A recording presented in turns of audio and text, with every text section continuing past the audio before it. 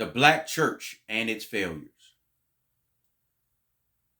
For 80% of the men, it's your fault. It's all your fault. Stay to the end. I promise you I won't let you down. Promise you. See, we had, or some of us still have, definition problems. We've read the stories and we've heard the stories of Uriah and David, and we have or had grave concerns pertaining to the story thereof. But it was addressed about the attendance of black men, or the lack thereof, in what is considered today's church. There are lots of reasons to it. Most people are talking about the problem. Most of those leaders refuse to address the solutions. So I will attempt to address just a few solutions if you can see it in a different way. Be careful how they spin it on you when you know what you saw ever since you were a child sitting in the presence. Do not be fooled. Let it sink in. But the attendance, or the lack thereof, of the presence of men in church didn't just happen yesterday. It's been really happening over the last 30, 40 years, if not longer. I'll explain why a little bit later.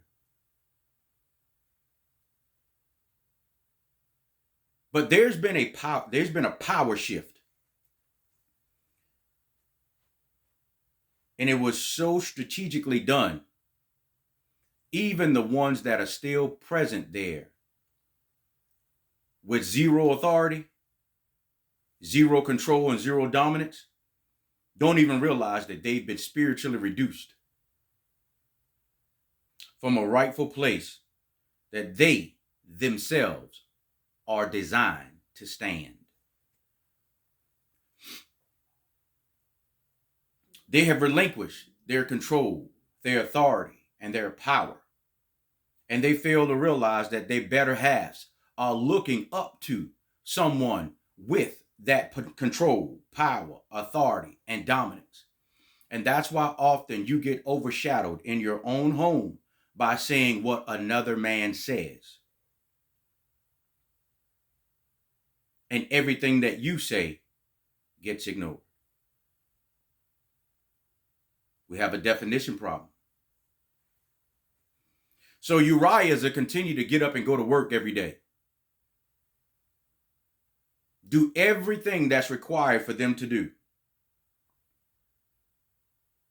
To be called a recessive gene.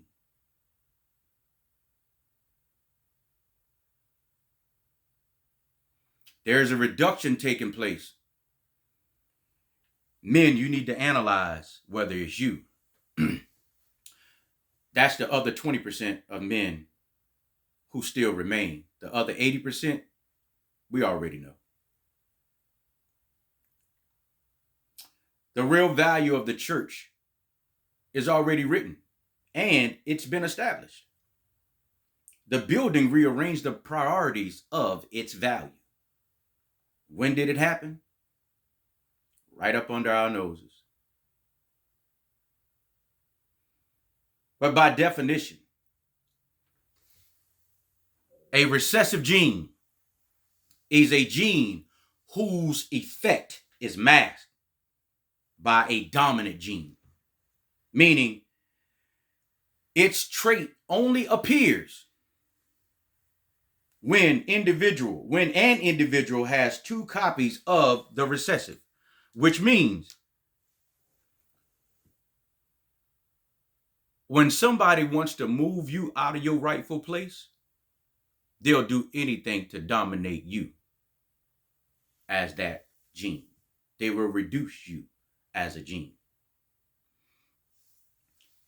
It's not that you yourself will do it because you understand that you are dominant, that you are not recessive.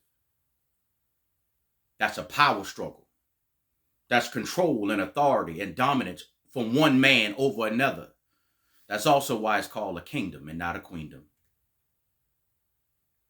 It is indicative of every man to build his own kingdom. I don't care if that's a 1-bedroom shack in the woods or a $75 million mansion on the hill. It is still up to every man to build his own kingdom. And if you cannot be the king of your own castle, you have just become a servant and a peasant to yourself. Ironically, this one will sting.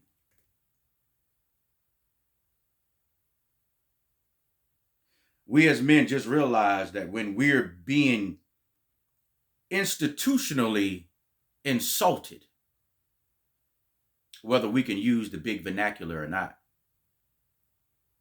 we take back our power, our authority, our control, and our dominance.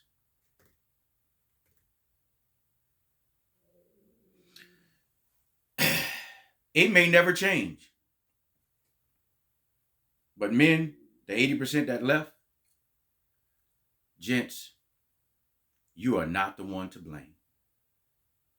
If you have decided to take your chances with studying to show yourself approved, having a personal and a close relationship with God without anybody or any distractions, trying to coach you, and you being under their authority to where your own significant other and your children look at you less than and not as the man of God, it's over.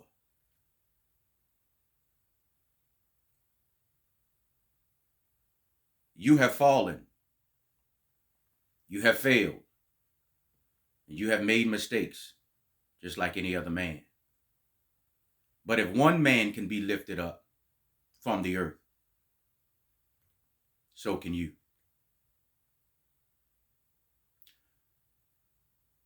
Take back your rightful place. Never be called a recessive gene.